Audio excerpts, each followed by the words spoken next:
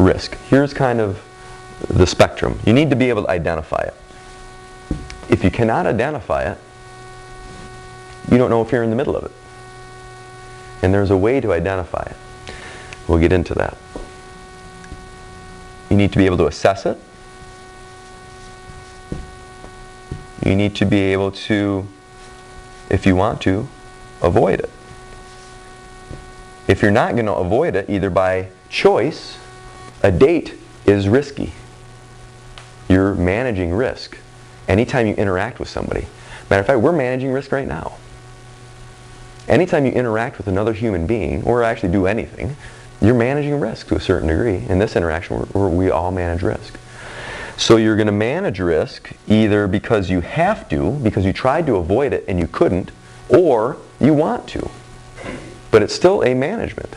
And don't fool yourself to think it's not, because it is. And then there's a resolution. Either a resolution that you would like, or you relinquish that power and it's a resolution that he comes up with. Does that make sense? You guys are too quiet, so I don't know. But this is kind of the spectrum. You identify it, you assess it, you choose to avoid it or manage it. Actually, avoidance is a method of managing it, but I like to break it up because for the circumstances. And then somehow or another it gets resolved one way or the other. But first you have to learn how to identify it. Aren't those the two hardest? To what? Identify and assess it? Assess is very subjective, because I may assess it differently than you. I choose, I like going to little hole-in-the-wall bars in not so nice areas of town.